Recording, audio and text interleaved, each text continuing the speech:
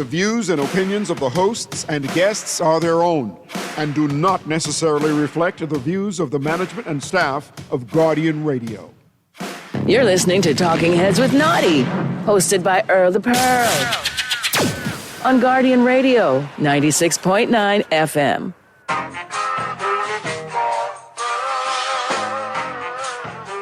Talking Heads with Naughty is brought to you by Burger King, City of Hope, Fine Threads, John's Department Store, KFC, Muffalo World, Naughty Johnny's, Prince Masters, Sandcastle Bahamas, and Tropical Gyros. Regardless, my daddy told me keep the heat even when I'm in foreigns. I'm heartless, cause these niggas is hating on me just because I'm the biggest, the largest, the biggest. Good day, it's a Talking Heads Wednesday. Yes, this is your boy Pearly in the house today. Naughty and I flip, so Man Jay and Naughty will be in tomorrow. I'm in today. I got some things to do tomorrow. It's a big day for me tomorrow, so I'm going to be out tomorrow.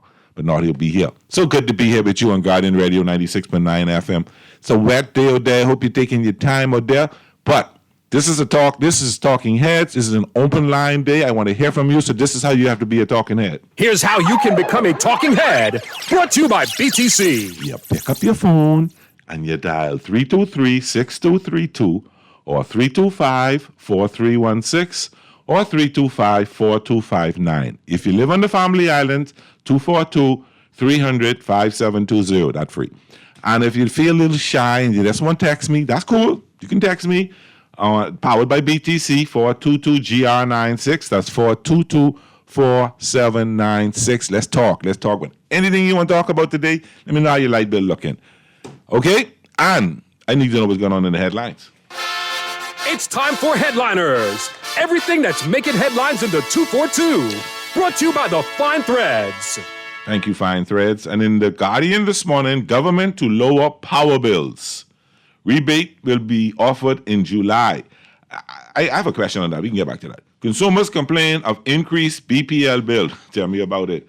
F&M to roll out candidates on Thursday. Thank you, about time. Focal President Bahamas could be generating power via LNG by spring 2026. A new expedition covers sunken pirate ships in the Bahamas. That would be kind of cool, eh? And let's just go on the business section. Focal President Bahamas could be generating power via LNG by spring 2026. By the end of August, we will have 90 megawatts at Clifton Pier ready for LNG. Fitch Rating assigns BP rating to Bahamas 1.067 billion bond in issuance. My mind ran on something. I'm being wicked today. Bahamas Foundation gives $275,000 back to the community. BCCEC urges NIB to ensure records being used to justify non-compliance are accurate. I tell you. And the new Duff expands to Canada. Taking that Gova Duff to Canada. Yeah, so what's happening, everybody? Oh, let's get this one more thing out of play. Today is Wednesday, June 25th. You got 2 more days. 2 more days with the Guardian Media Group and Going Places Travel wants to take you on a 7-day cruise for 4 to Panama, Colombia, Curacao, and Aruba. On Royal Caribbean Serenade, no visa required. That's right, no visa required. You have 4 ways to enter, 4 ways to win. Fill out the form in the Nassau Guardian, listen to Star 106.5 and Guardian Radio 96.9, follow us on Facebook and Instagram, or make a purchase at Going Places Travel. Entry deadline is June 27. That's 2 days, Friday coming.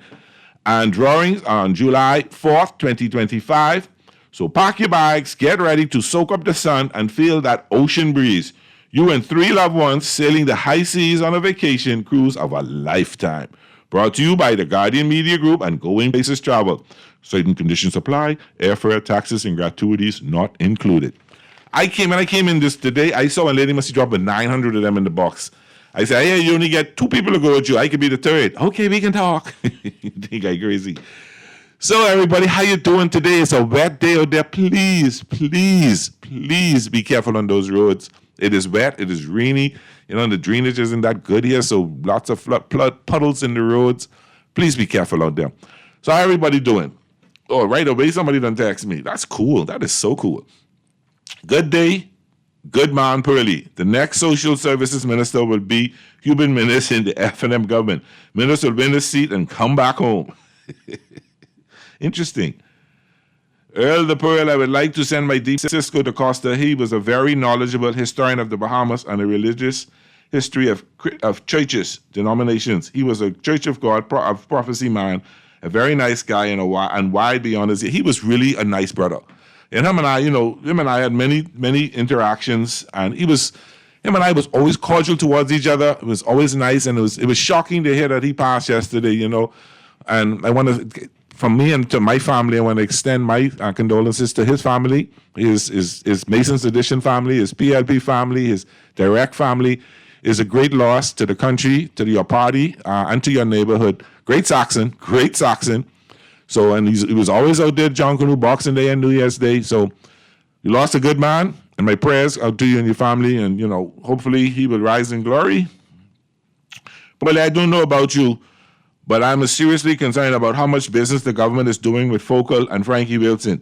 He always seems to come out as the main beneficiary in this government deal. You know what I find interesting? And I find very interesting, and I can get in trouble for this.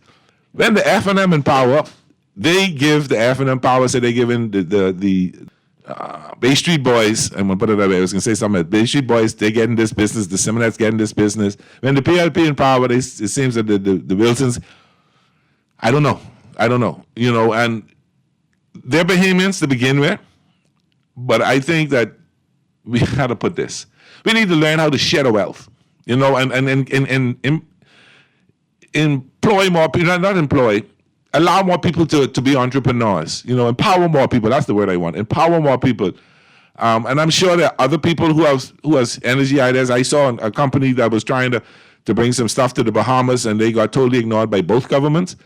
So it looks as if only the rich getting richer, and their generations of families are going to be rich forever and ever.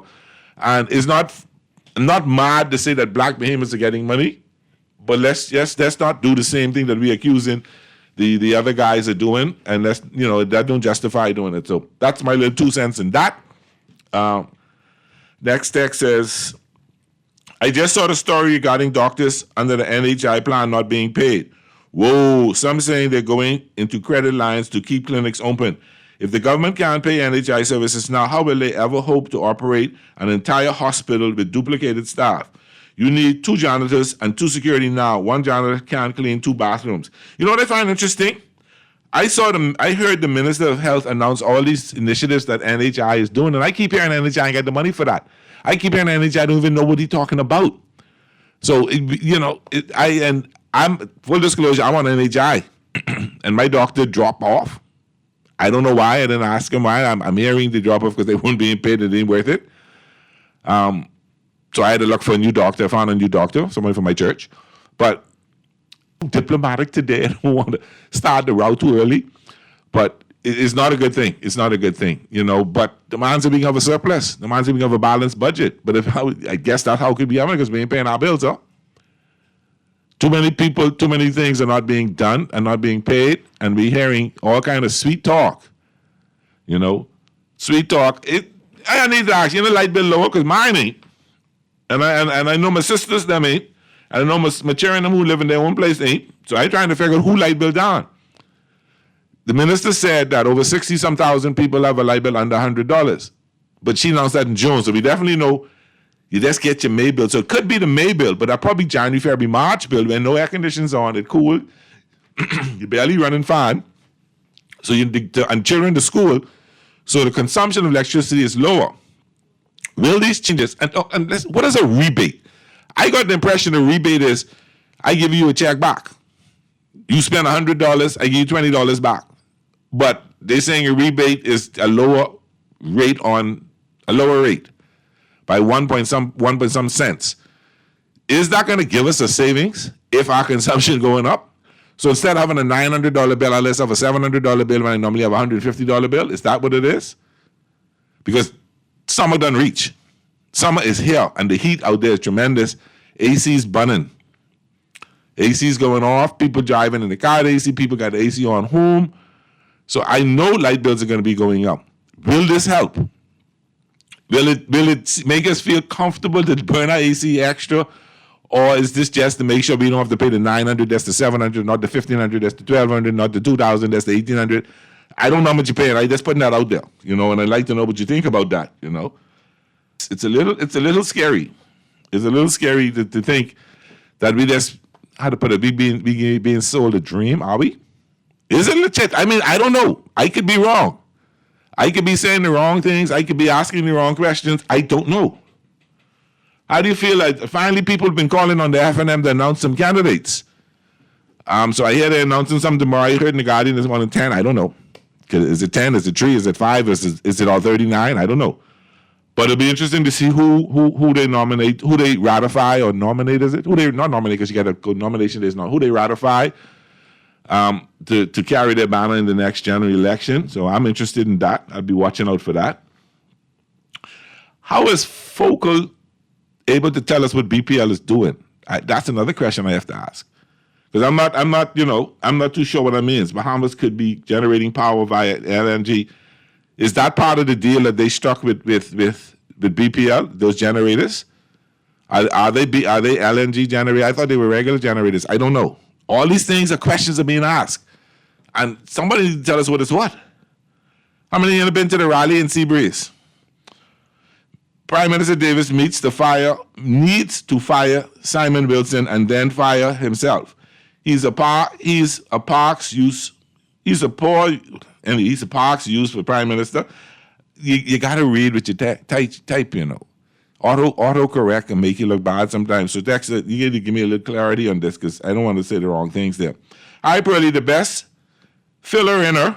Pearlie, you hit the nail right on the head. I think the PIB belongs to the Wilson because they just get all the profit, bro. I'm the best filler inner. I filler in, and I'm not filler. Listen, you got me saying it. I'm not filling in for Naughty. We're the switch days. All right? I'm today, he's tomorrow. And then the next week I'll be right back on the Thursday. But July is Independence Month. We're gonna be doing some things and some more national things and talk about national pride and stuff like that in July. So I'm looking forward to that. I have some special guests to talk about some things. I think one Thursday is a National Mental Health Day or National Wellness Day or something like that. So we're going to talk about that. We're going to get into some things like that. So I'm looking forward to that. I'm looking forward to Independence. And then that's my birthday month, dude. July 7th, that's in case you don't buy a gift. But that's my birthday month as well. So I'm excited about that. God willing, I will have reach another milestone in my, this is the longest I've lived, I saw somebody say that this is the longest you live. So I'm grateful for that. But I'm really concerned about what we're getting through the government to lower power bills. And are they really lowering the bills or are they lowering the rate? Because your bill only lowers based on your consumption. If you use too much, then your bill will be higher. If you use less, then your bill will be lower. Like last month, I saw a lower light bill because I know I wasn't home that much. I wasn't using electricity. Only me one day. So the only thing that would have been on was the TV, really, of course. So I wasn't consuming a lot. So I did see a lower bill last month, but then I saw a higher bill this month. And I was wondering because I haven't done much different from last month to this month. All right. And I've just turned on my AC this month. So that bill I got now is from last month. So I know that wasn't reflected in terms of AC. So it'll be interesting to see what my June bill will be come July, and interesting to see what my July bill will come in August, and whether these rates will affect. And it's only time will tell people. It's only time will tell whether it's in this 1 cent or 1 cent and 1.1. I can't remember how much I saw the deduction. Will it be something that is good for us? Will it be showing us a lower rate, or will it just be making sure the higher bill is as high as it would be in comparison to last year? So that's up to you all to let me know what you think about that. How you feel about that? I understand the bond rating the bond issues went very well. We get a BB minus rating. I don't understand what that means so much so, but if somebody understands that, they could tell me. We glance over this and saying BCCEC urges NIB, and I read this thing: the Bahamas Chamber of Commerce Employees Confederation is urging the National Insurance Board to make sure its records are accurate and up to date when approaching businesses on allegations of NIB contribution non-compliance. And you got the statement here. Does that justify what the Prime Minister said at the rally the other night? If you ain't getting the job right, if you're holding this up, if you don't get on the side, did y'all take that as a threat? I'm not a civil servant, so I don't know. Is that a threat? Is he telling you I can fire you if you don't get your job right? His vote. You threatening people whose vote? Purely the owners of the PLP are the Wilsons and the Mitchells. They don't count the Penlands no more. So sad. Well, you know, I don't think there are many Penlands involved. I don't know if Monique or Michelle Penland are involved. I know Obi definitely not into politics. He's in the law and into the Miami Dolphins. I know that much. So I don't know how many of them are involved like that to say that, you know, it don't belong to them. But I thought it was a party of the people. I don't know how many Mitchells are involved. I know just the Minister Mitchell. But I really don't want to comment on that. And I think I'm digging myself into a hole right now by even answering that question. Because I don't want you to misjudge me. But what I'm going to do is I can take a break. Take a deep breath, and then we can talk about this when I come back. You listen to Pearly on Guardian Radio 96.9 FM. It's a Talking Heads Wednesday, and it's so happy and so good to be on Hump Day. We'll be right back. Hey, safe to say I'm the biggest, the largest. Been stepping up since my mama stayed in them apartments. Regardless, my daddy told me keep the heat even when I'm in foreigns. I'm heartless, cause these niggas is hating on me just because I'm the biggest, the largest, the biggest, the largest. 30K on my riches for hard times. These niggas just mad cause they in my archives. Jordan came back to the 4-5. If you play then you lay right there by your own kind. Pull up a 4 in a loco. Tell them runners be back like so-so. Got this rap here in the chokehold. Did a show out in Austin. Shout out to Bobo. Moved out the trenches, now look how we live. Tell my BM to furnish the crib. Walk out the mall with some shoes for the kids. Deposit the checks from my bank full of M's. Pay them my rent, now I'm up for the year. John Shoes and Accessories is your one-stop shop for all your footwear needs. You will find what your quick and trendy styles with new arrivals every week. John's covers the whole family and has great prices, helpful and friendly customer service. Your experience shopping with us will be time well spent. Shop with us online at www.johnshoes.com. John's also now carries small home appliances, so come on into John's, located on Rosetta Street in Palmdale and Carmichael Road West. John's, we put fashion at your feet. Hear that?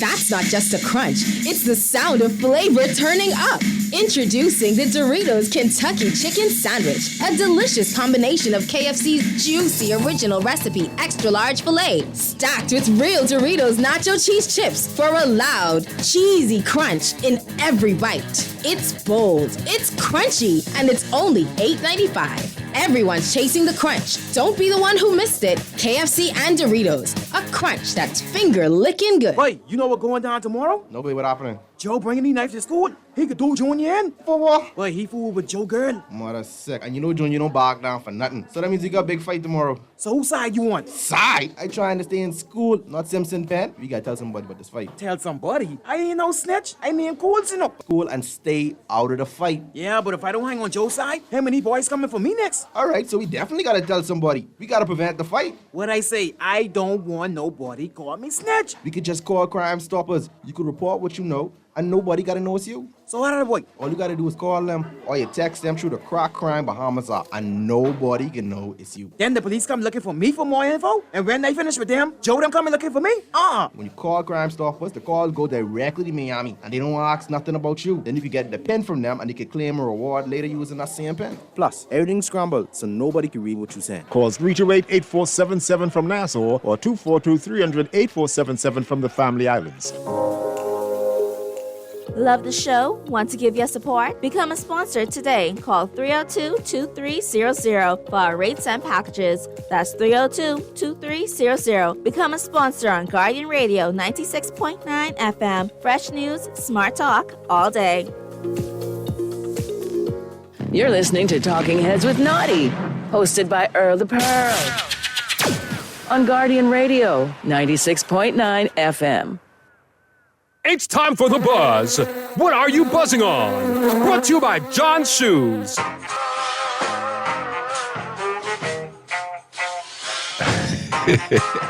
And welcome back to a Talking Heads Thursday here on Guardian Radio 96.9 FM. So good to be here. See, I say Thursday. You hear me say Thursday? I'm so conditioned. It's the Talking Heads Wednesday, hump day, middle of the week. So good to be here with you. Caller, you on the air. How you doing? Hey, Pearlie. How you doing? C. Alan Johnson here. Hey, brother. What you saying? Not much. I just want to give you some information on that the light bill. Let's say you burn 1,000 kilowatts. Let me say what the people say. Educate me. Okay. You say you burn around 1,000 kilowatts or 1,200 kilowatts. You got 1,000 to pay for. Let's say it averages 40 cents with the service charge. I mean the base charge and the thing. So what happens is you have the 1,000 kilowatts that you the 1,200. So let's use 1,000 even. Okay. That you pay for the 200 or not. So what you do is you time 1,000 by 1 cent, 1.1 cent. Okay. So that's $10 you would save on that $600 phone bill. Oh, I got you. Or $500 I got you. phone bill. So if your commercial customer paying the 20 cents or whatever it is they pay, you on that use 1,000. That was a $2,000 bill or whatever, 200, but divided by 1 cent you save 1 cent on each of those kilowatts. Okay, so the more kilowatts you use, the more you save, but your bill's still going up. Right. But your bill's still going up. Right. Yeah. So if you want to save like $20, just drive your bill up to $1,000. Let me ask you a question. I see the leader of opposition put something out asking IRCA to check things out. And I don't know if you can answer this. So the fuel surcharge money cannot be used to pay off BPL bills. That needs to go. No, the fuel surcharge is by law 100% pass through. Okay. So you can't use any part of it or hike the fuel bill and start paying for payroll or operational expenses or anything. It's whatever you pay for it is what you divide by the kilowatt hours you produce and you pass it on to the customer. Because that really paying for the fuel. Right. Okay. So if there's any deficiencies in your other income, you're not supposed to shift money over.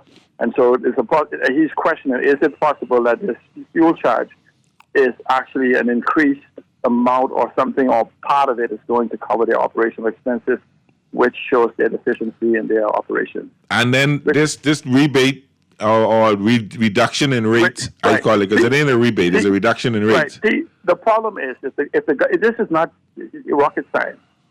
The government has historical records. You notice in their statements that we will look to IRCA to reducing it. Yeah, because that was my next question. Go ahead. Right. In the same way, if the rate had went down, they would have looked to IRCA to reduce it because it would be the base rate, not the fuel charge. Right. And so IRCA decides whether it increase or decrease. The question is, have you heard from IRCA saying that any rate has been reduced in the last year or 2 years? And so even secondary, the minister making her claim can very easily publish, this is what base rate is and this is what the fuel charge is for every single month for the last 40 months. It can't, see, like when she say, 60,000 people bills was under this amount, she came back later and said they reconnecting with a few thousand people, 3, 4, 5,000, all of their bills was under 100. Because they were off. Uh-huh. This is what is called linguistic contortionism to try to market a public perception that is not reality. And the problem we have with this fuel thing is we have to understand these PPPs are 25-year agreements that lock in the current rates. You can't change the agreement to make it go up or down for these individuals that's producing, whether it be solar or this LNG or anything else. These are fixed charges. Once you sign a 25-year agreement, it's fixed for 25 years. And this is why it's important for us to understand, publish the strategy so we can look at it and see and do calculations. Because a proper energy plan for the government, understand the government is conflated and convoluted this conversation concerning an energy strategy. The government has yet to release a national energy strategy. BPL, Grand Bahama Power, or anybody else in the country would then have to conform with the national strategy. Each of those other strategies, if Pearlie Power producing, would have to conform to the government national strategy. But the government has convoluted this conversation by mixing the two to say, as if though BPL is the country's strategy. It is not. And so that's where the problem is. And so when BPL comes out and say this and whatever else, you can't make a determination of where government starts and where they run, even though government influences them through policy. but at least we will have as a benchmark to judge where they're doing with political rights. Uh-huh. I'm happy to tell people the next administration understands the access to information for people to make decisions in their lives. And as they move towards implementation of freedom of information, there's a process, understanding we are on January 1st, as Mr. Pintard is sworn in, he understands that we are beginning the second quarter of the 21st century. And so what it means that we must rapidly accelerate in the 21st century if we are to compete. The world is changing. We're not going back to 2001. We're going forward. Yeah. Policies and things. So, we just have to have a conversation in context of what is capable and who can actually and who can actually do it. But just one more point. You spoke about this economy. Before you hang up, I'll ask you a question, but go ahead. Right. This economy, we must realize that we have been building a country for 50-something years of independence and almost 60 years of majority rule. But we've had a promise made to us that we would have political independence and then economic independence. To date, we have made some progress, but we have not made the progress to move the Bahamas into an opportunity and ownership economy. And there's no doubt that the tools exist today that allows Bahamians access to global capital, access to global tools to build a country. You just imagine, just take 3,000 people sitting at home earning $50,000 a year in these so-called economies that other people have no idea on how to implement because it's not expressed in their legislation, their policies, their programs, their processes, or their procedures. Okay. And so we must prepare for that, and we must build an inclusive, sustainable, and reliable infrastructure to be able to achieve these things. You think that the government making these announcements, but this going down because the Bahamian understanding of fuel surcharge, discharge, kilowatt hours, all of that. So it's easy to throw these things. So your bill going down, Yes, absolutely. And get the feel-good feeling. Right. See, real leadership when they want an educated voter, not one that's subject to confusion, linguistic contortionism, whatever. But see, if you're not building an inclusive economy that carries them along with you, a sustainable economy that it doesn't happen just for one day, right? Yep. Then what happens then is then you have to use marketing and matrix. I ask people this question.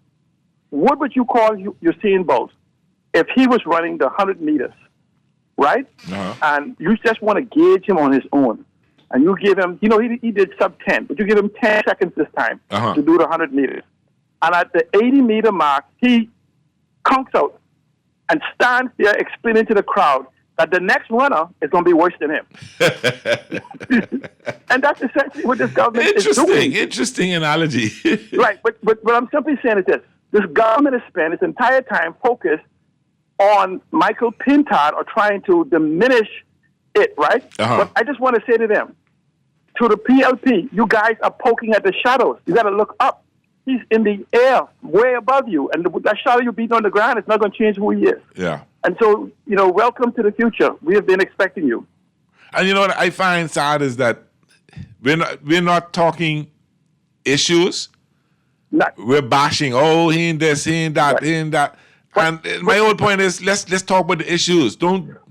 Michael Pintard has not been prime minister yet. So with no prime ministerial experience, you think he could match the PLP 4 years of success? But guess what? He's outshining them because all from the budget and everywhere else.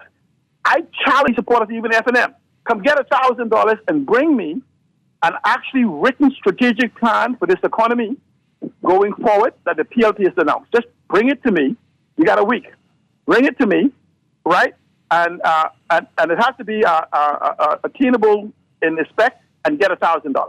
They have no plans and no idea to build this economy, grow this economy, fight the housing crisis, fight the crime wave that we are in, fight the immigration insecurity, fight the education deficiencies. I could go on and on. Yeah. Yes, at least 15 of them. Just bring me one and come get your $1,000. That's the challenge, people. See, Alan, you bring it. All right, brother. Thank you so much for calling. I appreciate that. Interesting. Call you on we have another caller here. Let me read a couple of texts before we get back to that. Let's see what he says here. Pearly, the PM talking to civil servants not doing their jobs, not the ministers, but I could guarantee he won't touch any one of them, even if they thief. Too close to election, he talking crap. Remember, it was told by the government to tell ERCOT to stand for 2 years, which means they can't tell the government what to do with BPL power hike. I think they can by law.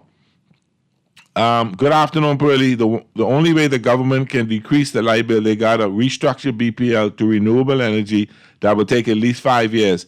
And many people got to get relocated on the Family Islands. The power grid in Nassau needs to be upgraded, and that could take at least 5 to 10 years.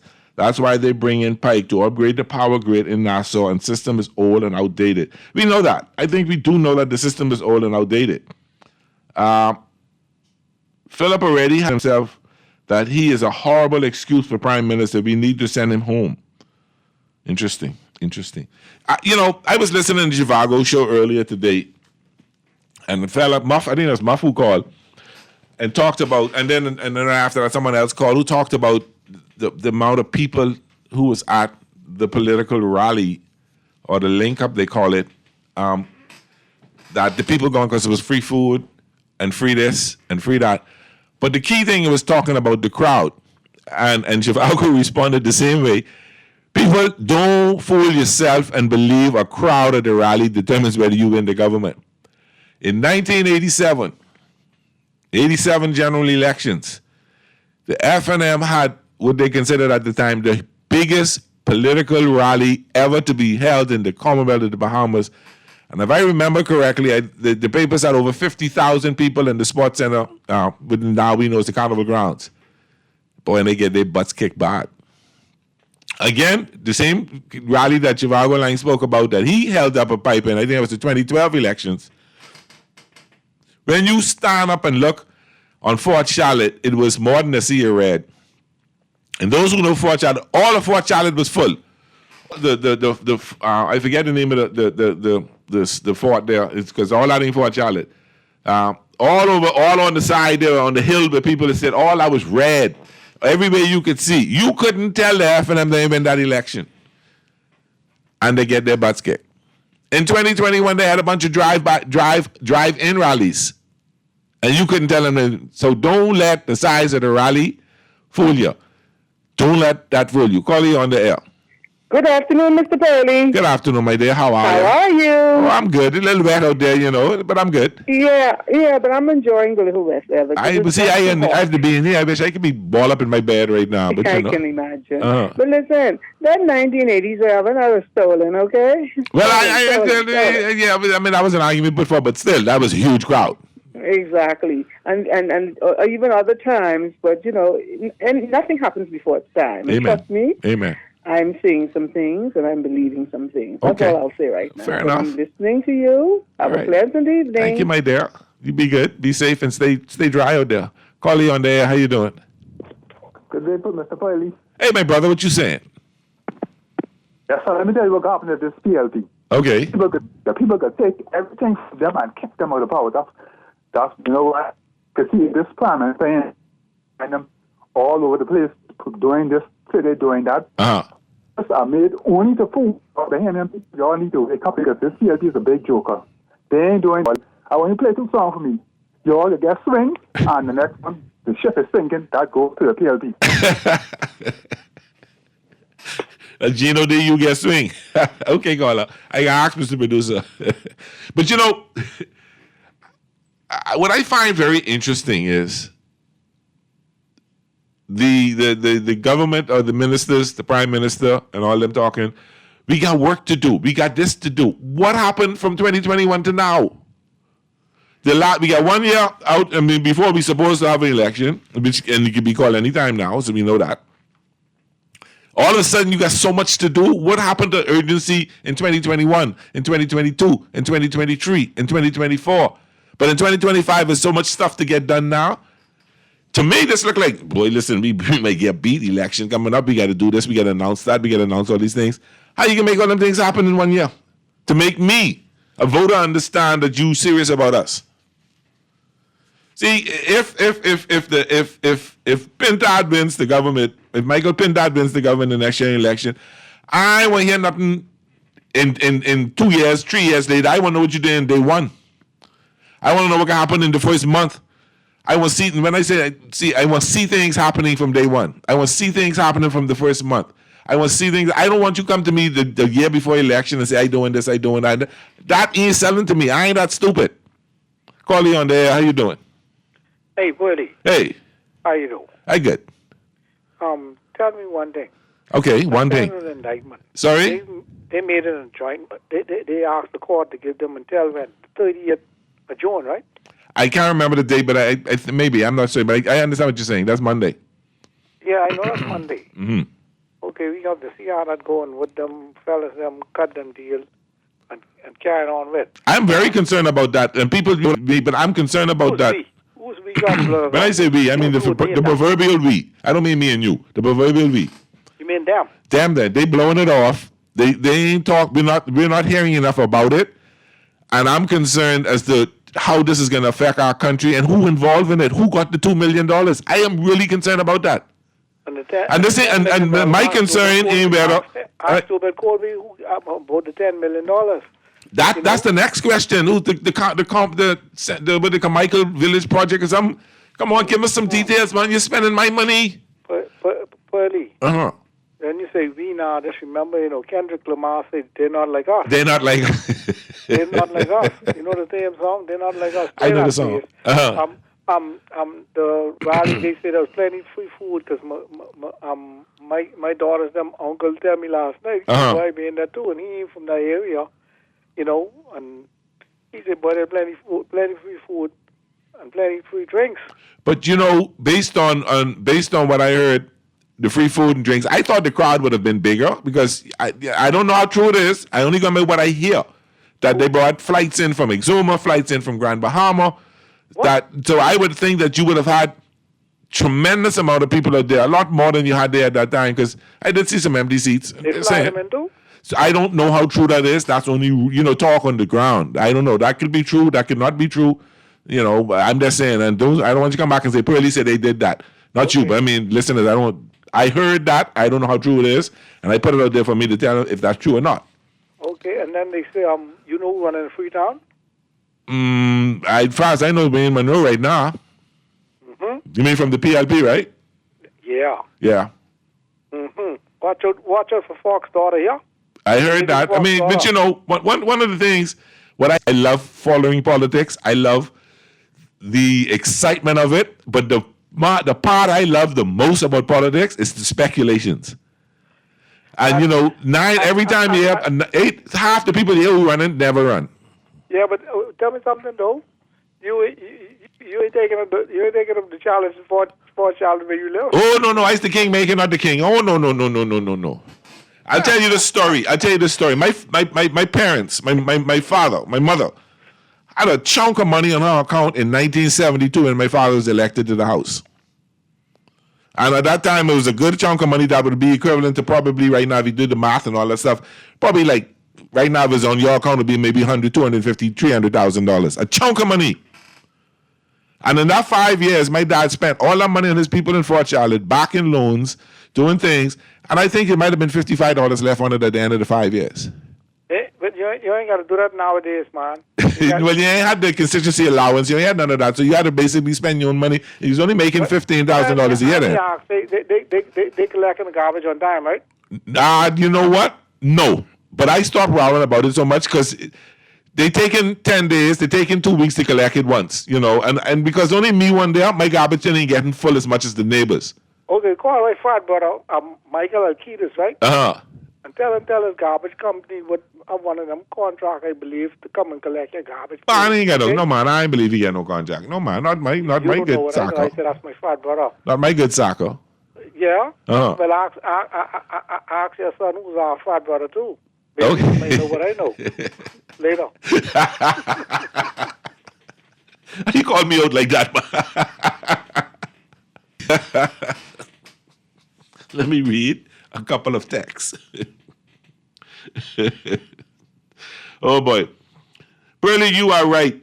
Why talk about things to do Now, what happened in 2021? People need to wake up. We really can't be swinging our people like that easy. Good afternoon again, Pearlie. The biggest political rally was in 2017 after the F&M won the biggest election turnout in F&M history. 92,000 behemoths voted. F&M, the biggest, well, they didn't, not 92,000 voted, but yeah, a lot. Yeah, okay.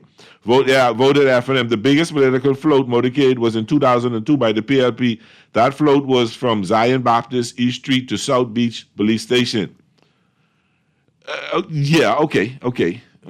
Pearlie, on top of it, where is all that money, this money coming from? Every other day, contract signing. They intend to build this and that.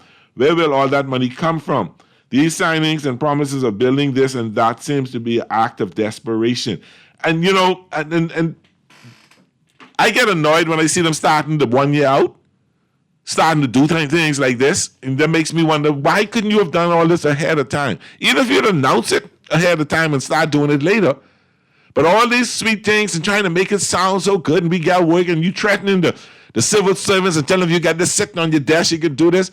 And then the thing about it is, if you go and grab that fella and say, but boy, why this thing sitting on the desk? But he called his member of parliament and that, right then and there. So we just talking to hear ourselves talk sometimes. Call you on the air, how you doing? Yeah, blessed Pearlie, what's going on? Yeah, but you know, you older than me. It's kind of my mood to sing the song. Ghana still sing talk because I'm talking, keep them talking. And another one, I'm talk because I'm having mouth to talk. Yeah. Sing one, two, and I can't remember who's to sing it, but it's an old reggae. I know the reggae. I know, so I just can't remember singing it. But especially, Pearlie, there's something going on at the hospital, and I want GNN to, you know, probably call tomorrow sometime. A friend of mine, his mom, his mom, he had a little, like a suspect, I guess, coming on some kind of stroke or something. He rushed to the hospital in being in Fairfax, his mom, and so there was a little urgency there. Uh-huh. He reached the A&E, and there was no form of urgency, right? So he said he had to call Shenandoah, right? Okay. And then he got some response as far as the bedding and all that. The lady is she's younger than me. She's about in her 50s, but she's up in the stroke. I guess, you know, as your mom, your friends, he ended up in some little arguments with some of the people. But I really wanted to mention that they had asked her to give him his phone. So I want to look into these type of scenarios in which, you know, is it medical dictatorship, scientific dictatorship? But I was talking about medical tyranny. Whatever kind of protocol and who's responsible for that, whose prerogative that is, they need to look into that because you can't have those type of situations where, because, you know, my fiance's mother died just like that, where she went there with her daughter and the daughter leave like next thing she would, you know, I didn't want to go through it. What I'm saying is, you should have a phone to call. What are they afraid of? I don't know about security measures, but I'm trying to find out the reason behind that, Pearlie. The only rationale I would have behind it, if she's not in a condition to hold her phone properly and somebody may walk past and take Pearlie, it. Man, well, anyhow, I can give you another story, but I wanted to touch on the fire out Adelaide somewhere, right? And God goes out to the people with the smoke inhalations and bear in mind that these fires, you know, like the gentleman called earlier on air, these fires let out toxins also because you would have garbage and other things in the bush that miscellaneous items, etc., etc. Yeah. And so there's a farce of a narrative, Pearlie, in which only an imbecile. You listening? I listening. I ain't going over there. I listening. Listen to me. Only an imbecile will believe in these natural fires, man. Okay? When you go on Google, ask AI then. Essentially, because I don't want to ask AI nothing. You know, my Jamaican friend, I tell him to send me his number. He said, man, I'm not talking no phone. Okay. And he need him to see me. So what I'm saying is, you know, Google says that 90% of the fires are caused by anthropogenic or human activity. By negligence. By negligence. And I think once in my life, I might have witnessed, because I lived in Sunshine Park when it was sparsely populated, I think I might have witnessed a lightning strike a tree. But this is all related to the climate change and whatever. These type of fires that go toxins and carbon dioxide and monoxide in the air too, so they are very detrimental to the environment and to the surrounding environs, the people who live there. Yeah. And so, for to say there's no investigation, the hospital will be filled. People don't have to be affected right away, you know, Pearlie. No. Let's bear that in mind. No, you're very right. You're very right, because you may be fine today, in a couple of months, you ain't got a couple of a year or two down the road, you're in problems. Yeah, but I'm currently riding traversing through the city. Some of the easements, the public areas are very unkempt. They are not kept up. You know, there's no peace of mind. The aesthetics around the island is only, you know, like some of the people out west, they enjoy this type, but it's still a big garbage for me because the beaches, et cetera, everything is going down. Like there's no peace of mind like within this place called Nassau. It's very small and et cetera, et cetera. So I don't know what's going on. I don't have time to talk about no light bill because nothing will change still. You just got to pay it and move on. But and BTC, I don't know what's going on with BTC, but you know, it's a whole host of things going on in the city, man. All right, it's a lot of alarming things. I agree with you, and it's scary. It's scary, you know. And we're not taking it serious enough to understand. We're just living for today. We're just living for today. We're not worrying about what's going to happen in the future, and that's what I'm concerned about. Coming to you right now, caller. Pearlie, you know what I find alarming? The PLP telling people to stay off social media and keep the dirty laundry in-house. I suppose that's their mindset, especially since they said nothing about the Freedom of Information Act or fixed election dates. This is the time to ask the hard questions when they show up at your door. Yeah, but you know what? I heard what Leslie Miller said, the member of parliament for Seabreeze, talk about, and she was talking to the PLPs.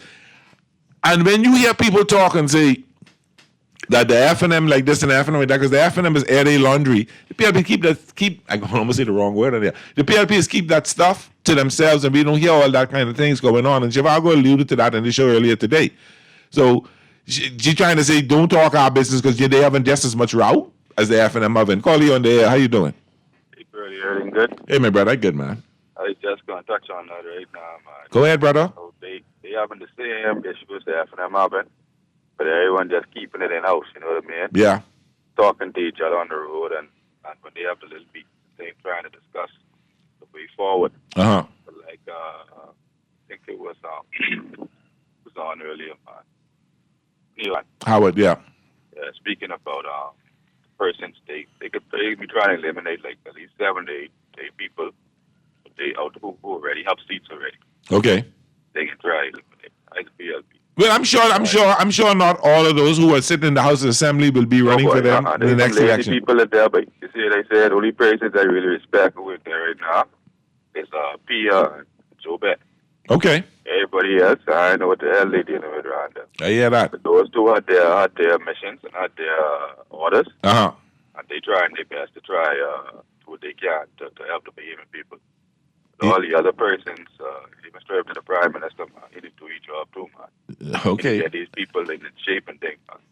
I hear you loud. Y'all don't have no dictatorship over the PLP party. None of the signatories of the Declaration of Independence still living in. Maybe two. Yeah, I got to remember who I'll sign on it. That's what I'm saying, but everyone that pass on, man. Yeah. This ain't your party. This is everybody party, man. Yeah, I hear you. That's what I'm saying, so get it right, man. True. Well said, my brother. Well said. Thank you. And you got the last say for the day, so that's cool. Thank you very much. That's it. This has been an interesting Wednesday, a wet Wednesday. So thank you for listening. Thank you for calling. When we come back, we can talk about some sports. The NBA draft today. Who can be number one? Will VJ actually come end up as a Philadelphia 76er? I know my son pulling for that hard. So we can take a break. You got Cuban Willie today, Mr. Producer. And you got Cuban Willie coming up with his numerical numbers. That's what he's called today, or the number you can buy. All right, thank you for listening. We'll see you right after the break when we talk some sports. This is Pearlie on the Guardian Radio 96.9 FM. It's a Talking Heads Wednesday. See you in a minute. Hey!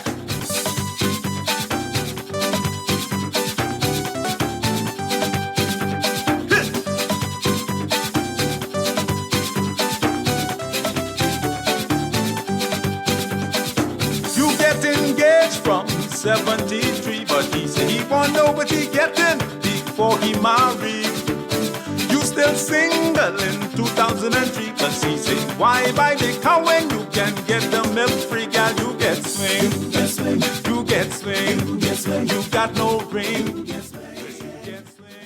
Naughty Johnny's restaurant can only be described as the experience you want to recreate again and again and again. Their motto is simple food done well. You're welcome into their home at Naughty Johnny's, where you can dine on crack conch fritters, and other Bahamian favorites. There's also an international flair that's guaranteed to offer something for everyone. Enjoy a good meal and listen to a live band on their patio Friday and Saturday nights, or brunch on Saturday and Sunday, only at Naughty Johnny's restaurant in the Old Town Plaza, Old Fort. They're open 11 a.m. to 10 p.m. Monday through Thursday, 11 a.m. to 11 p.m. Friday, 10 a.m. to 11 p.m. on Saturday, and 10 a.m. to to 10 p.m. on Sunday. Naughty Johnny's. Well, what the... We're still here. Since 1941, the Armory Company has been your trusted partner and one-stop solution for all your business and technology needs. From printers to copy or leasing, point of sale to cloud video surveillance, and access control to ATMs, we've got it all. And we ship to all family islands. Call our dedicated customer service team now at 397-1600 or visit us behind Wendy's on Mackey Street and experience excellence that stands the test of time. The Armory Company. Your success is our business. All I do is win, win, win, no matter what. Feeling lucky?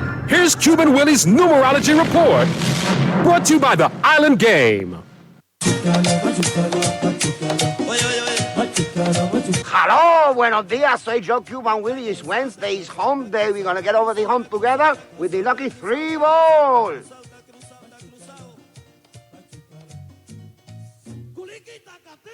Five, that's your lucky 3 ball today. Play and win with the Island Game. Stay winning, my friend. Cancer Treatment Centers of America is now City of Hope, creating one of the leading cancer care and research networks from coast to coast, providing more of what you need. More locations means more care closer to home. More specialists means more expertise. More research means more breakthroughs. More advancements means more treatment options. And more options means more hope. Learn more at cancercenter.com. Crunch your hunger cravings and satisfy the whole family with KFC bucket meals starting at just $20. Get freshly prepared golden fried chicken, buttery biscuits, and add your favorite large sides for flavor that will make your mouth happy and your feet dance. Order online or WhatsApp hi to 557-3663 to grab your KFC bucket today. Big flavor, bigger value, and always KFC. Finger licking good. You're listening to Talking Heads with Naughty, hosted by Earl the Pearl. On Guardian Radio, 96.9 FM.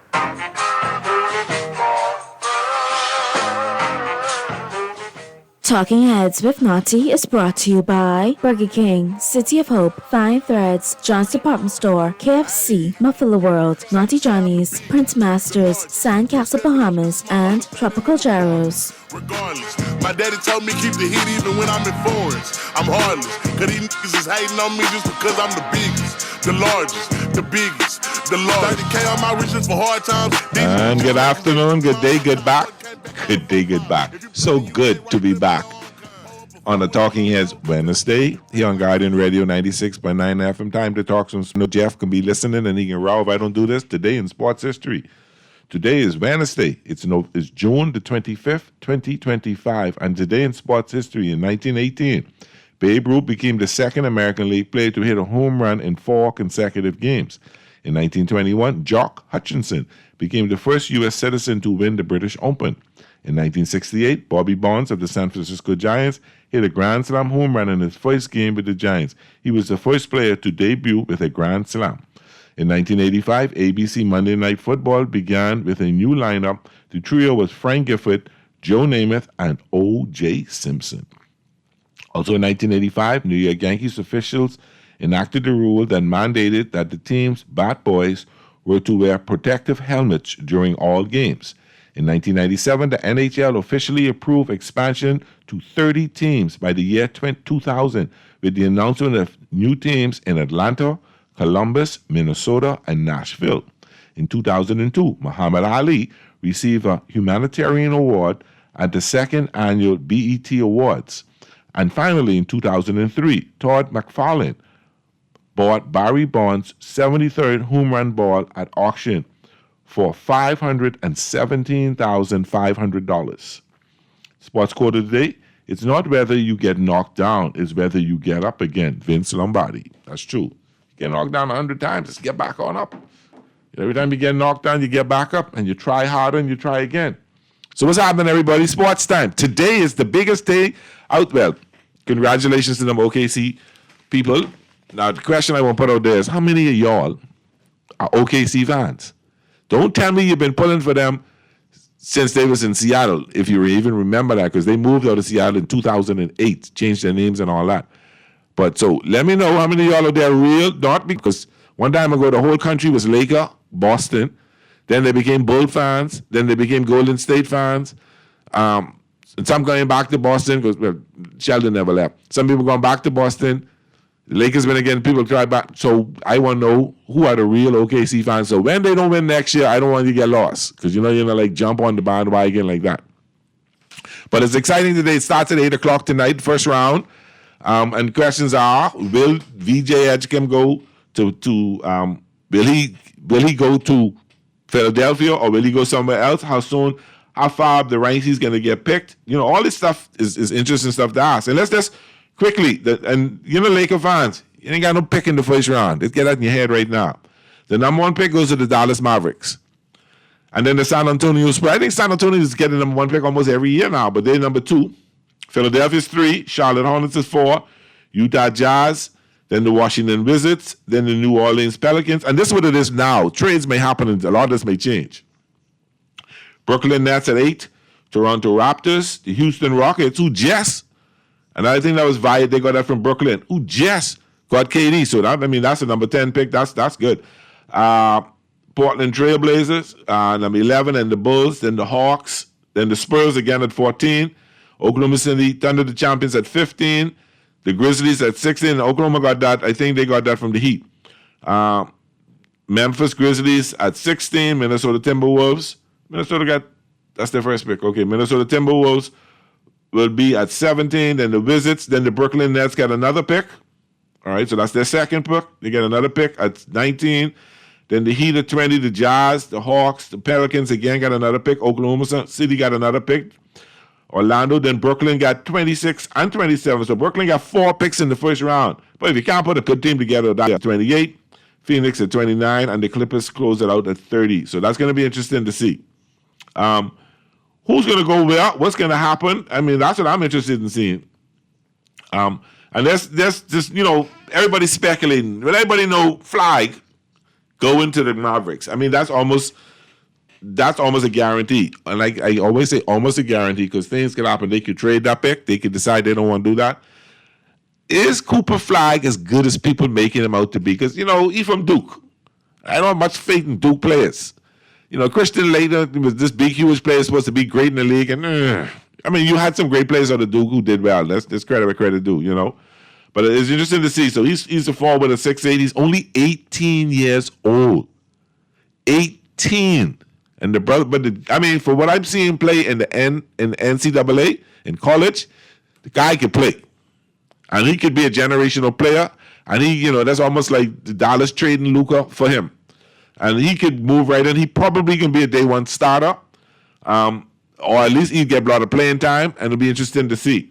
Then they predict San Antonio will take Dylan Harper, for the kid out of Rutgers. He's a point guard who can play the ball. He's 19, and these are freshmen, He may be the most polished guard in that are in the league in recent years. His IQ, his basketball IQ is way up there. He's smooth. He can pass. He got eyes behind it. He almost like a Pete Maverick or maybe Magic passer, but a 6'4" guy can pass. Then they pick in our Bahama boy, and I'm watching for this. And after this, I may even switch it off because I'm interested to see where VJ going. VJ Edgecombe, a shooting guard at 6'4". He's also 19, freshman again. Could be in Philadelphia, and I love to see that. I'm sure my son Vincent would love to see that in Philadelphia. He's a huge. That happens. So so a lot of Bahamians could go back home to Philadelphia because there's a lot of them who pulled for the Sixers back in the day. And then we're looking at Ace, this kid right here. He could, him and VJ could flip. He could go third. Ace Bailey from Rutgers, 6'7", small forward, another 18-year-old. These some young kids, but you will be millionaires by tomorrow night. Millionaires, but they'll be signing contracts in another few days. Ace Bailey's a really good ball player. I think people are he may be falling some more because they're saying he had subpar interviews. Smaller measurements than people thought. I don't know. He didn't have a super freshman year. But the Sixers are torn between him and VJ. Then number 5, the Jazz. Trey Johnson out of Texas, another 19-year-old. These kids, shooting guard, 6'5". All right, he's probably, and you can argue it may be the best pure shooter in the draft this year. He could shoot. soon as he crossed over the half, remind me of Steph. Soon as he crossed over the half-court line, you better guard him because the guy will shoot your eye out. All right. Then the visits with Colin Kneppel from Duke, another shooting guard who I thought was one of the better players in Duke. 6'5", 19 years old. Oh boy. So he could do well. And then New Orleans going with Derek Queen out of Maryland, up center, 6'9" center. He's the old one of the crew. He's 20. Now you notice what I'm going to say something I have to get number 10. Brooklyn Nets, Jamie Fairs out of Oklahoma, point guard, 6'2" point guard. He likes to attack the basket. People compare him to Derrick Rose. Very high ceiling, elite ball handling skills. All right, he can dribble. He can create off the dribble. He can dribble and just pass it in one hand. So he's going to be something to look at. Then the Raptors, Keman Mulak out of Duke. He's a center, 7'1" center, 18 years old. Duke putting up this must be the third player from Duke that could be getting in the top 10. The Raptors had pretty good defense in the second half of the season, so he can add to it. He's a great rim protector. It'll be interesting to see. And then number 10, the Phoenix Suns, Kasparis Jokonoris. I see I didn't mess up the boy name. He's out of Illinois. He's a point guard at 6'5". He's 19. He's an excellent passer. Excellent swing man upside. He's from Lithuania. And he can pass. Now, at all of these 10, remember now in the last couple of years, European athletes, and I want to say foreign, European athletes are the ones who are being picked. There's a lot of American athletes in this one. I think the only European is the Kasparis out from in Event College in Illinois. So that's terms of where he's from. Oh, there's another kid. The kid from Duke. I don't remember he's from. I don't remember where he's from, but he's another decent ball player. I think he may be from DR. I'm not sure. But outside of that, there's in the Bahamas, the Bahamian boy, VJ. There's a lot of Americans, and it's good to see that VJ would be the highest. Hopefully, if he goes to number 3, he'll be the highest non-American who's picked in this draft, and that's an accomplishment. It'd be great to know that we have Buddy, we got Deontay, Aiden, and we've got VJ. So it's good to see these Bahamian-born players, and then we've got the Bahamian descent, Eric Gordons, and all that. So I'm happy to see what's going on there. I'm happy to see that VJ could definitely knows he's going to be in the top 5. I'm pretty certain of that. And then we look at some other players. Portland may get Carter Bryant out of Arizona. That's a 6'7" small forward. Then the Bulls, you Bull fans, Colin Murray Boyles from South Carolina. He's a power forward, another 6'6" power forward. He's pretty good. Then you got a kid coming out of, I don't know this country. He's another kid coming. Let's see where he's from. But he's 6'9", Noah Esenge. You got a funny name, but he's a European player coming out, so he doesn't have college experience in the U.S. So and then you get Igor Demin. He's a point guard. He's a guard, 6'8" guard, 19 years old. He's a pretty good player. And then you got Danny Wolf from Michigan, who probably end up in Oklahoma City Thunder as a center.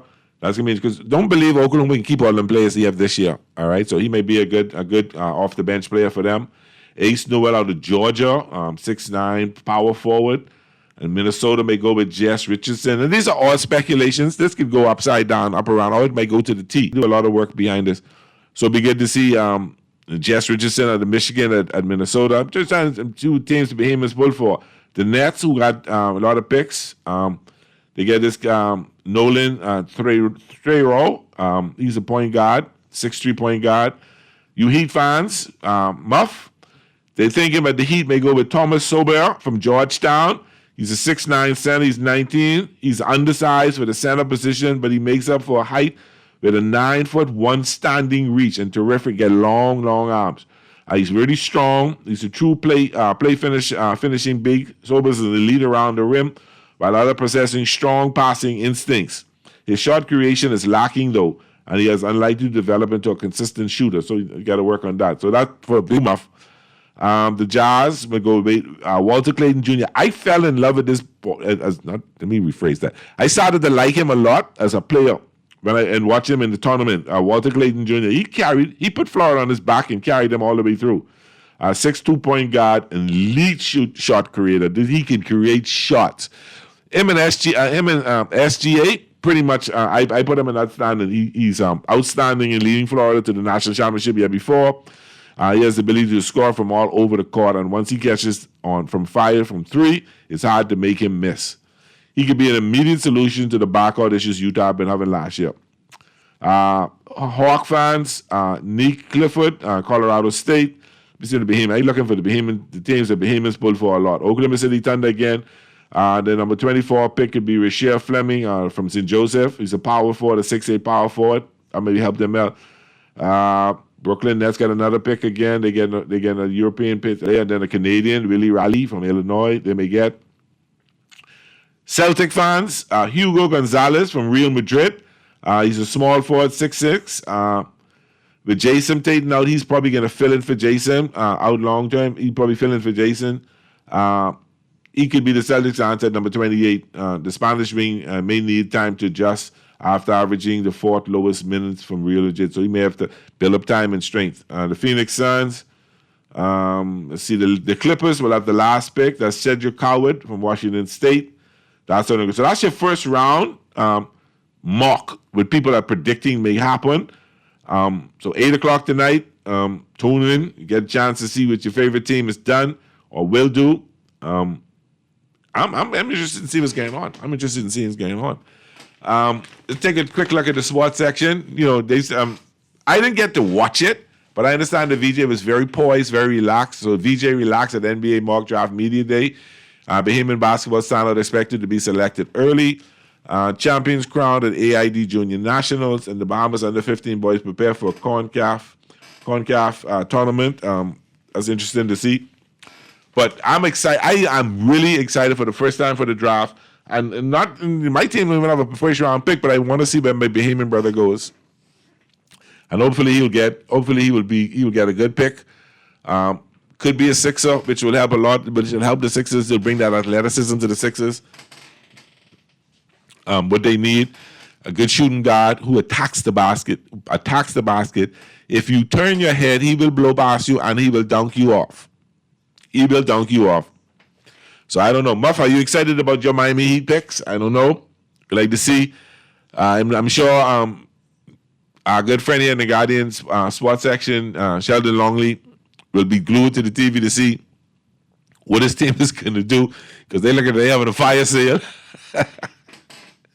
They trade Hofford. I don't know what else they can trade. People calling them every minute saying, what about Mr. Brown? You want to get up for Mr. Brown? You want to trade Mr. Brown? So they're asking. So it's going to be interesting to see what the Celtics do. And take in mind now, the Celtics got new ownership. They're going to have some salary cap challenges. So this is nothing that wasn't expected. This is not a surprise to Celtic fans. I'm sure Sheldon knows this. So it's going to be interesting to see just what they do in the draft. And they got it because they're not going to get Tatum back before January, maybe January, February, so maybe right after the All-Star break. They'll get him back, and then he has to take time to get back into the groove. So, you know, I don't think you will see the effectiveness of Tatum until probably closer to the end of the season. Sheldon is pretty certain that he will be ready for the playoffs, that the Celtics will still make the playoffs. I don't know about that, brother. I'm not too sure about that. So I'm going to keep a close eye on that. And I see who the Celtics will pick up to make up for the losses they have and trying to cut. I think they cut out $180 million in salary, bringing them down. So taking them out of the different tax, luxury tax aprons. Because you know when you go to all these luxury tax and all that, and you're only allowed to go to a certain level. So that's going to be interesting to watch from a distance. Because as a Laker fan, I just can play a hate. I let you know that now. I'm going to play a hate. I'm going to watch from a distance. I can criticize. I can cuss LeBron because costing us to lose all these number 1 picks. And hopefully see what the Lakers will do in the second round if they'll pick us a decent player that can help out. Or let's be real. The draft ain't going to help the Lakers. The draft will not help the Lakers. They're going to have to look to make some moves, to sign 1 or 2 players, make some trades. So that means that they could give up a key player. It could be Austin Reeves. It could be Hachimura. It could be any one of them that they have to give up. I wish they'll give up LeBron, but that ain't going to happen right now. But I understand the ownership is supposed to meet with them soon to discuss the way forward. with the Lakers and see what can happen, what will not happen, what can happen to make them a better team. Listening to the pundits and listening to a lot of the sportscasters, they say they think the Lakers can make some moves to become a lot better team. I know Luka's been on a strict diet. He's been working out a lot because, people consider that he got fat. He put on weight. That's what he put on weight. He get tired too quick. So I understand he's been on a diet that will help him lose weight, build muscle mass, able to build up his endurance so that he can, he'll be more effective in the fourth quarter for the Lakers. It'll be interesting to see. And you can't kill it because he did take Dallas to the NBA, the Western Conference Finals. And he did it with help, of course. But hopefully he'll have the help in LA, and it ain't gonna be LeBron because why keep saying that? It ain't gonna be LeBron. So it'll be interesting to see what's going on there. We're gonna have interesting final 12 at the end of the show. Rich Eisen is going to talk a little bit about the draft and talk about who he thinks is going to wear. So listen to that, give you a better idea. So when you tune in at 8 o'clock, you will know what's going on. And I'm going to watch the draft for a bit, but my Dodgers played 8:40. So hopefully VJ will be picked by then. I'll watch it up until VJ is picked, and then I'll flip back and forth. Or I got a little special thing on my app. I could do a dual screen within the screen or dual screen. So I could have one side of the TV watching baseball and the other side watching the drafts to see who go well. Yeah, don't ask me. I got nothing better to do there, but I'm a sports fanatic, so they do that. So I'm going to pay attention to that and watch what's going on with the draft. That's the big thing today. It's just the NBA draft. There's not a lot of stuff going on. Oh, yeah. I can't forget. My girl got off last night. She did. Angel Reese and the Chicago Sky. She did well last night. I was excited about it. She everything that came off the rim was hers. I think she ended up with 19 rebounds, if I remember correctly. I got to double check that. I think she was double. She had 18 points and 17 rebounds. And 12 of those rebounds were defensive rebounds. Everything coming off the rim, she was snatching down last night. And one of the keys to the Chicago Sky winning is how well Cardozo does. When she plays well and her and Angel play well together, they have, they do well as a team, right? Cardozo had 27 points and 7 boards, and Angel had 18 points and 17. But that's the kind of things that they have to produce each night in order for them to be a much better team. The Sky beat the Sparks, which I picked. But I found interesting the Dallas Wings beat the Minnesota Lynx they were 12-1. They had the second loss of the season last night to the Washington Mystics. And what was interesting about that is the Mystics is 7-8 team. They're the below 500 team, and they came to play ball last night. And they did. And then I'll say it. Fever won. Yeah, you Caitlin Clark lovers, you won last night. I think the score was, what was it? 98-88 or something. 94-86. Let's get it correct. Don't give you too many points. And Caitlin Clark had 6 points and 2 rebounds last night in 31 minutes. So she didn't have a good game last night. But they still managed to win because Aaliyah Boston got off with 31 points last night. So that's good stuff to see. We're going to take our first break. When we come back, we're going to talk a little more sports. We're going to look at some baseball, what happened last night in baseball. We're going to get to the picks. And then you'll get to see what Rich Eisen has to say about how he feels about the NBA draft tonight. It's the Talking Heads Wednesday here on Guardian Radio, 96.9 FM. This Pearly in the house. We'll be right back. Regardless, my daddy told me keep the heat even when I'm in foreigns. I'm heartless, cause these niggas is hating on me just because I'm the biggest, the largest, the biggest, the largest. 30K on my riches for hard times. These niggas just mad cause they in my archives. Jordan came back to the 4-5. If you play, then you lay right there by your own kind. Pull up a 4 in a loco. Tell them run this bitch back like so-so. Got this rap here in the chokehold. You try to rest, but roll with the best. For all your printing needs, there ain't no one better, no. For posters and banners, magazines and flyers. For window decals, greeting cards and newsletters. No job too big and there's no job too small. You name it, we can print it. Just give us a call. Let Print Masters bring your masterpiece. peace to life. Located in Nassau, Guardian 022361. BK Nassau and Pepsi want to bring you a fun day on us. Upgrade your favorite combo and get a chance to win great prizes like staycations at Atlantis or Baja Mar, powerboat adventure excursions, or a Blue Lagoon dolphin encounter. You can also win a relaxing day at Sandy Toes or a VIP movie experience at Fusion. Upgrade your combo at any of Burger King Nassau's 7 locations and enter to win online at bk242.com. Win fun days with Pepsi and Burger King, where taste is king. Cancer Treatment Centers of America is now City of Hope, creating one of the leading cancer care and research networks from coast to coast, providing more of what you need. More locations means more care closer to home. More specialists means more expertise. More research means more breakthroughs. More advancements means more treatment options. And more options means more hope. Learn more at cancercenter.com. Sign up now for the Michael Scootery Peace on the Streets Basketball Classic. This is our 30th year, and we are doing it big. Sign up for 13 and under Tropical Gyro, 16 and under the Myers Group, Sun Oil, 20 and under in the Church Group, We Buy, You Sell, the Design Group in the Open Division, and for the first time, the Jamaica Bahamas Corporate Division. Competition begins July 14th to the 20th at the Hope Center. And then Kendall Isaacs. That's the Michael Scootery Peace on the Streets Basketball Classic, where we shoot hoops instead of guns. You're listening to Talking Heads with Naughty, hosted by Earl the Pearl. On Guardian Radio, 96.9 FM.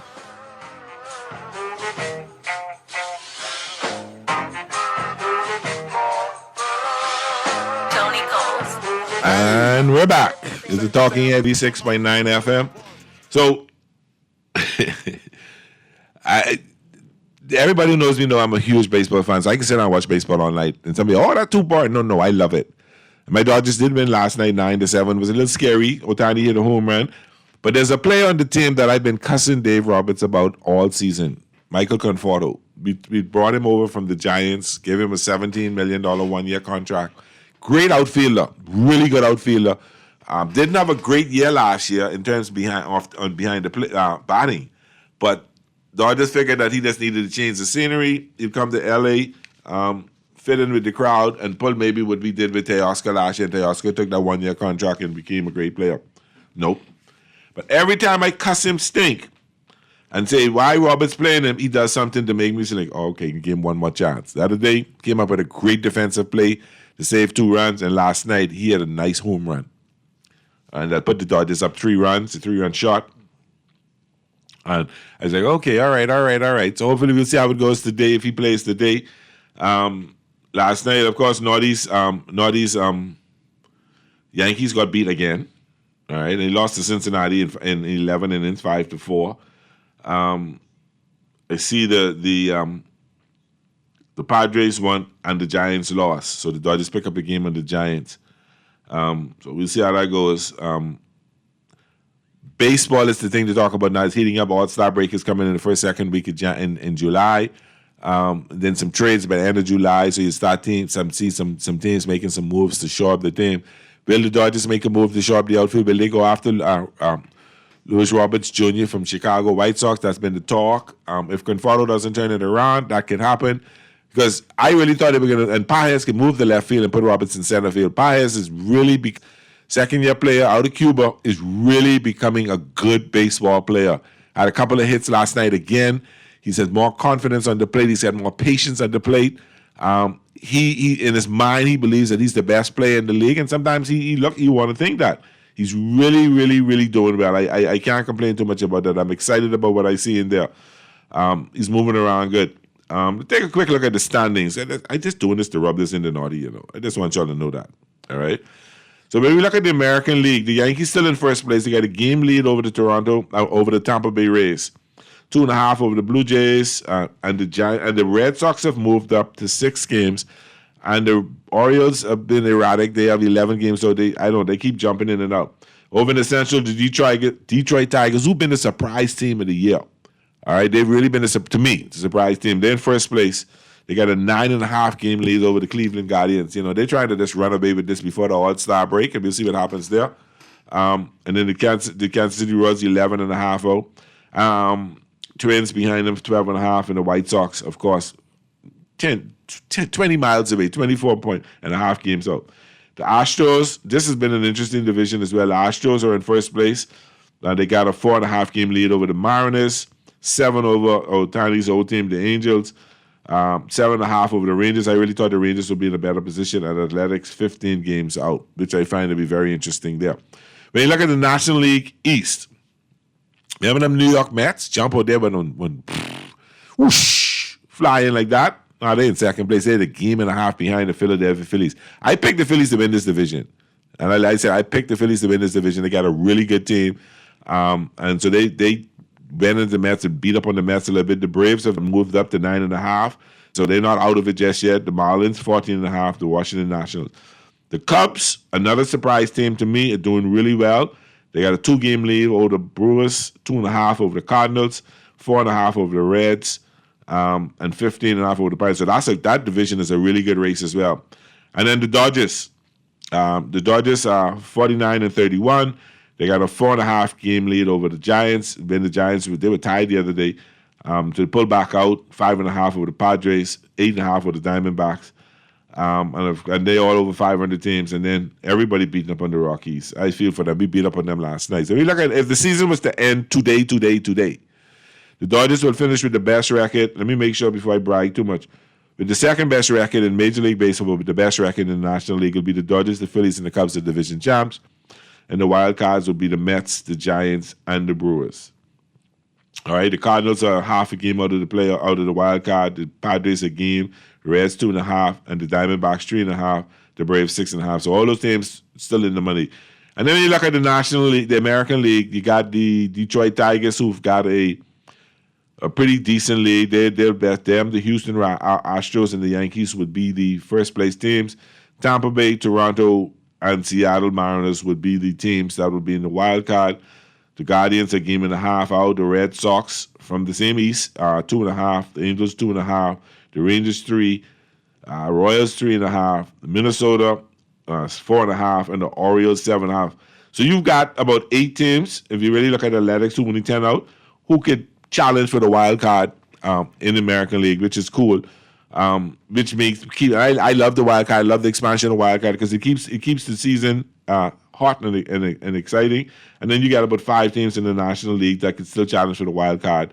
So baseball is starting to heat up. You're getting into what we call the dog days of summer real soon. When the heat is there, that's where you separate the men from the boys. So let's keep a close watch on that and see what's going on with that. Let's see who's playing tonight. We'll get to that in a few minutes. So the things that are happening tonight will be 2 things. The NBA draft will be taking up everybody's time. Everybody be thinking whether VJ Edgecombe will be in the top 5. I think he'll be in the top 5 for sure. Will he be number 3? All indications are that he could be going to the Philadelphia 76ers, but it would not surprise me if they take Bailey and then the Jazz gets VJ. So just got to keep a close watch on that. You know, wherever he goes, it's going to be a great opportunity for him. Of course, representing the 242 and doing well, and he's going to be a really good basketball player in the NBA this year. He has the excitement where the league is going. The excitement. He can hit the 3 if it needs be. He'll attack the basket. He'll dunk you off. He's got great ball handling skills. He brings a lot to the table. And to say that to have another behemoth who has 1 year in college and goes out there and be a top 5 pick in the NBA is a tremendous accomplishment. And whether you pull for the 76ers or whatever team picks him, you pull for VJ to do well. You be excited about him doing well and be happy for him and his family that he's able to represent himself and represent the Bahamas in the NBA. So, those kind of things is, I get teased a lot by my good friend Jeff, who's a huge Yankee fan. Is you say you love New York. Yes, I do. I spend plenty of time in there, one of my favorite cities. But you're a Dodger fan. That's who I pull for. But I pull for Jazz Chisholm to do well. Every time Jazz comes up the bat, except when he played the Dodgers, I want him to do well. I want him to represent his team, but represent our country and do well. So not because I don't pull for the Yankees doesn't mean I don't want to see Giles do well. I've been a Dodger fan, and I will be a Dodger fan until the good Lord calls me. So just to see him play, to pull for him to play, and the same thing I will do. I pull for Buddy to do well. I pull for Aiden to do well. I will be pulling for VJ to do well because you want to see them do well. Because people in the announcers, oh, he's from the Bahamas. You want to hear your country name called. You want to know that he's representing as well. You want to know that we can build up some players in the NBA that we can challenge to make it to the Olympics as a country. So I looked, all these kind of things is why I want to see these young men do well. I'm the person that people, oh, you're paying them too much money. You can never pay a player too much money. Because when we play, we don't play to watch the owners. We don't pay to watch the owners. We don't turn on the TV to watch owners. We turn on the play to watch these guys play. And if millions and millions and millions of us are watching these games, then pay them. The owners shouldn't take all the money. Let the players reap from the benefits of their talent. So when you see somebody guessing now, I don't want to pay LeBron because he needs to go. But what LeBron has done for the NBA, like a Kobe, like a Magic, like a Bird, like all of them, he's brought fans to the NBA. People have turned the styles to come and see him. And all I want to do is see my team do well. So I don't have a problem with LeBron getting that kind of money. Why? It doesn't bother me at all. It doesn't bother me any player making good money. Because like I say, you're not coming to watch me play. You're not coming to watch the owners play. You're coming to watch the stars play. So if I'm turning in and I'm paying good money, $100, $200 to see a game, then give a fella a piece of that money.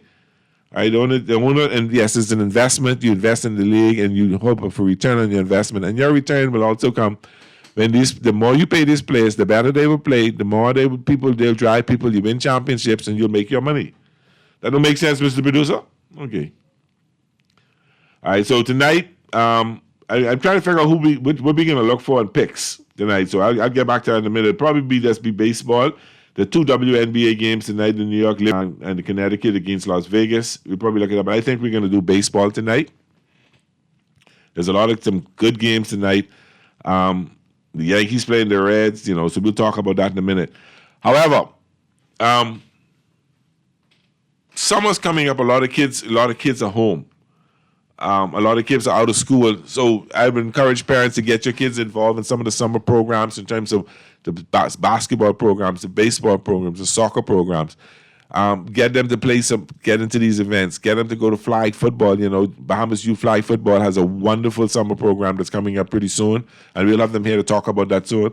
Get your kids out to participate. Don't let them sit home and play PlayStation and Xbox and all that all day and sit up and eat up all the AC.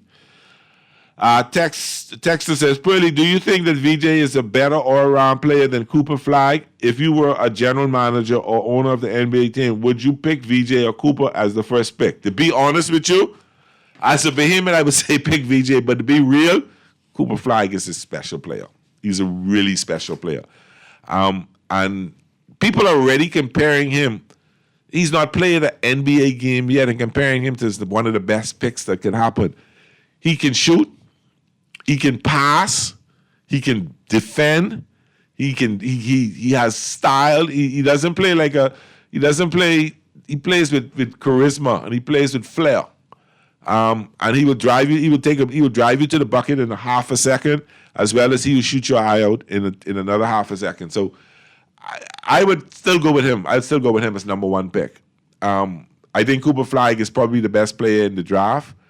Is he the most athletic? He's not as athletic as VJ is. VJ is very athletic. VJ got ups like crazy. He could jump over the rim. Not over the rim. That's how this kid could jump. Cooper Flag hard for him. But I've seen some pretty dunks from Cooper. Not quite as vicious as cute and as athletic as VJ. So, yes, I think Cooper Flag is a better all-around player. Yes, I said it, yeah. If I had to pick, my love for my Bahamian players, I'd probably say take Cooper. But if you take VJ, but if you look at the needs of Dallas, Flag fits more into their needs because you already got Kyrie Irving there. And so I think you'll see VJ get more playing time with 76ers than maybe he'd get in Dallas. So I would, if I had the number one pick, I would still take Cooper Flag. Yeah, I will. There you said it, so I hope you don't shoot me for that or be upset with me for that. But that's the way it is. Let's get into the picks. We're going to be out here in a few seconds. All right, so we're going to do baseball today, okay? Change it up a little bit. All right, so we've got a couple of games going on now. The Boston Red Sox and the Angels are 2-2 in the bottom of the fifth. The Padres leading the Nationals 1-0 in the bottom of the sixth. So let's look at the Texas Rangers at the Baltimore Orioles. The Rangers are the favorites.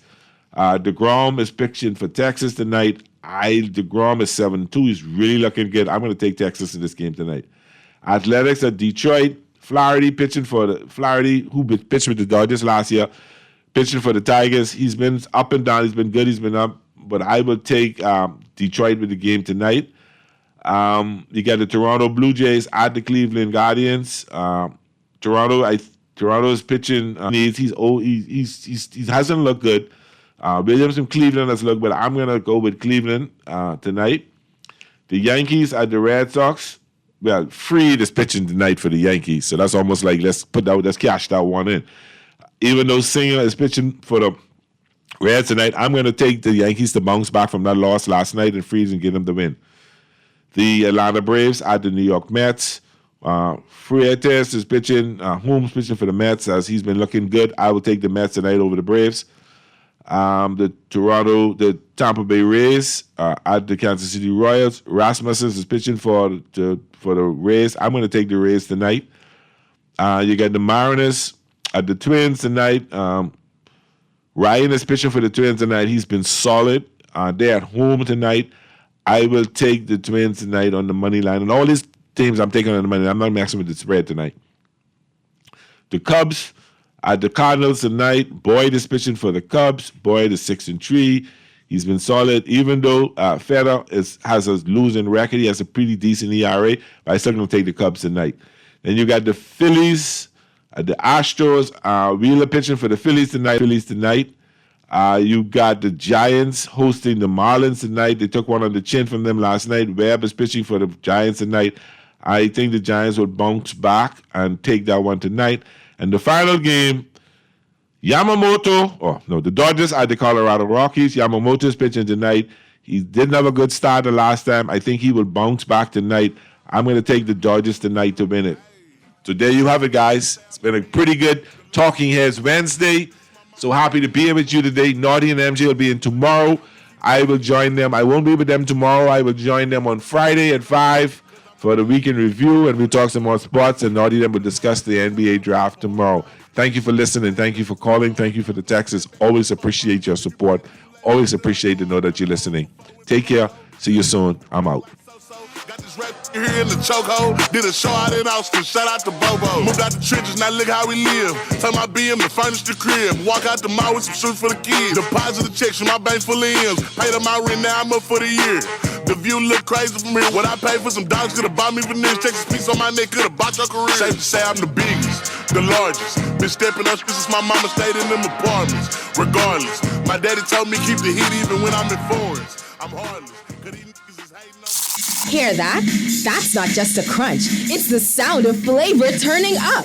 Introducing the Doritos Kentucky Chicken Sandwich, a delicious combination of KFC's juicy original recipe extra large filet, stacked with real Doritos nacho cheese chips for a loud, cheesy crunch in every bite. It's bold, it's crunchy, and it's only $8.95. Everyone's chasing the crunch. Don't be the one who missed it. KFC and Doritos, a crunch that's finger-licking good. John Shoes and Accessories is your one-stop shop for all your footwear needs. You will find what you're looking for among the growing collection of classic every week. John's covers the whole family and has great prices, helpful and friendly customer service. Your experience shopping with us will be time well spent. Shop with us online at www.johnshoes.com. John's also now carries small home appliances, so come on into John's, located on Rosetta Street in Palmdale and Carmichael Road West. John's, we put fashion at your feet. The technicians at Muffler World on Mackey Street and Robinson Road can do a lot of things to make your car perform better.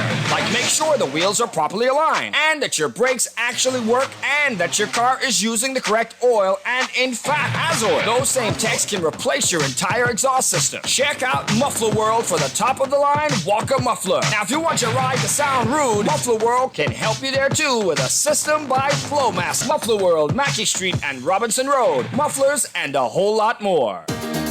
Looking for tech solutions without the hassle? Since 1941, the Armory Company has been the Bahamas' trusted tech partner. From access control and cloud video surveillance to smart home setups and laptop repairs, we handle it all. Need a repair? We've got you covered, no matter where you bought it. Can't find what you need? Call us at 397-1600 for a custom solution. Visit us behind Wendy's on Mackey Street with delivery to all Family Islands. The Armory Company, where your tech problems meet their match. You're listening to Talking Heads with Naughty, hosted by Earl the Pearl. On Guardian Radio, 96.9 FM.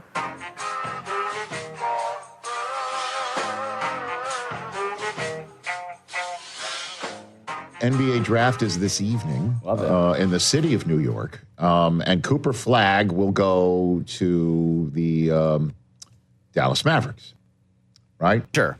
I mean, could you imagine? Come on. Paint me a picture, Chris. What would it look like if Cooper Flagg doesn't go to the Dallas Mavericks? Oh, my gosh. Somebody with an insane Godfather offer, Giannis, and 7 picks probably to Dallas, probably maybe gets it done. I don't know. I would be stunningly shocked if that's a phrase. It would be seismic. Yeah, he's going to be a Dallas Maverick. He's like minus 20,000. All signs that Dylan Harper will be the 2nd overall pick in the draft. Yes. Is Proud Papa going to be in the audience tonight? You know what I mean? Cooper Flagg is minus 100,000. Are you serious? To go number 1. Excuse me. You're not. I'm not exaggerating. That sounds like he's minus 11 billion. You know what I mean? Like you're making that up. It's bet 100,000 to win $100. Okay. And Rutgers will be in the house. And then your Sixers are going to be on the clock. Yeah. We had Brian Windhorst on yesterday, and he said that's when the draft's going to start. Mm-hmm. You know, in the same way that the draft started with the Jaguars this year. Yeah. Trading up to the 2nd overall pick from 5. That the Browns, we were all looking at that's the first domino to fall if they didn't take Travis Hunter, and they didn't take Travis Hunter. They allowed Jacksonville to do it because we knew that was shocking. Sam Ward was going first. We know Cooper Flagg's first. Everyone believes it'll be the Spurs unless they trade for somebody and give up the 2nd overall pick and the rights to Dylan Harper. And then it's the Sixers. And Rich, real quick, you said his dad. Who's Dylan Harper's dad? Mr. Harper. Oh, I thought it was someone famous. It is Ron Harper. That's the one. Oh, that is Ron. Okay, that's Ron Harper's kid. Thank you so much. And it would be great to see Ron. I'm sure he will be there with Bills on. But the 76ers are on the clock. Yeah, and for weeks it's been. This is where Ace Bailey goes. And the question is Ace Bailey going to be a Philadelphia 76er tonight? Because the Sixers chit-chat, a workout, and a meal. They wanted to pick up a dinner for the 18-year-old. He turns down a free meal. And he said, no thanks. And the word is he wanted a commitment from the Sixers to draft him before he would agree to show up and hang with them. That's kind of weird. Now, apparently he did interview with the team at the Combine. So it's not like he won't even talk to them. Like, now I got to turn my back on you. Gotcha. But the idea is, when you're trying to get a gig, right? And anybody who knows a recent college graduate, I do. Anybody who knows about college graduates who are looking for internships or college students looking for internships, you apply for a job, and even if you're one of the top candidates, you gotta go to the interview. It helps. And if the future employer says, "Look, this doesn't usually happen for recent college graduates. Hey, listen, we want to have you meet the entire team, and we'll pay for dinner." And you say, what? That's not usually giving off the vibe to the future employer that you're, keen in being their employee. This might not be hungry. Now, it could be that. He also could have taken what Luca's on, as the Rich Eisen show confirmed. Could have been. Exactly.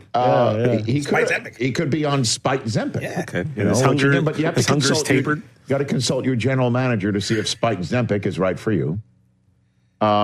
Listen, there it is. You just make sure that minimal draft picks are involved.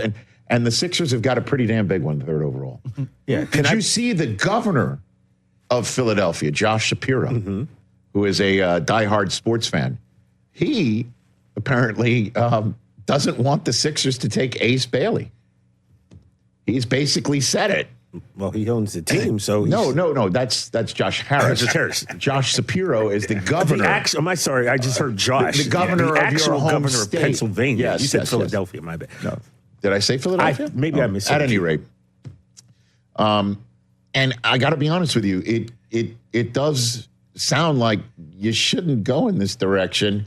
Certainly, after you heard this exchange that Bailey had with reporters on Tuesday coming into New York City about why he's taking the approach to the draft of not working out, not giving private work. So the Sixers basically saying, dinner, hangout, no thanks. Unless, reportedly, you commit to me first. Roll it. Ace, how are you tuning out the noise in the pre-draft? And obviously, are you hearing it? And what's your thoughts on it? Nah, I'm just working on basketball. That's all I'm focused on so far. But do you feel like people have the wrong perception of you? I feel like I can only control what I can control. I mean, you can think how you think, but I can control what I can control. So what can you control? Me playing basketball. But you could have controlled going to the workout. So I don't understand why. I'm focused on basketball. That's my decision. That is basketball. It's basketball. Oh, yikes. And again, you've got to take the grain of salt here, okay? He's 18. Thank you. That was it. He's 18 years old. He's not controlling any of this. He's 8. Well, I'm not saying about controlling any of it. He clearly was told going into this press conference, just say, I want to play basketball. I'm only here so I don't get fined. By the way, Marshawn Lynch was on my flight home from New York on Sunday. Amazing. Great chat with me, Cooper, Marshawn Lynch standing in the jetway. We're getting ready to board a plane that soon was to be delayed by 2 hours. But long story short. Instead of peanuts. Good one, Mike. Long story short. But yeah, Rich, he's 18. He's 18. Clearly, it sounds like he was told, just go up and say, I just want to play basketball. Because his people definitely know that he's giving off the vibe with his approach that he wants to try and control what he can't control. And what it comes across as, he's not interested in playing basketball because he's interested in other things that he can't control, even though it's all about playing basketball. And for him to basically say, to somebody saying, but what about you not performing? And he's like, I'm just focused on basketball. And the reporter's like, but that is basketball. And he gives another sort of robotic response.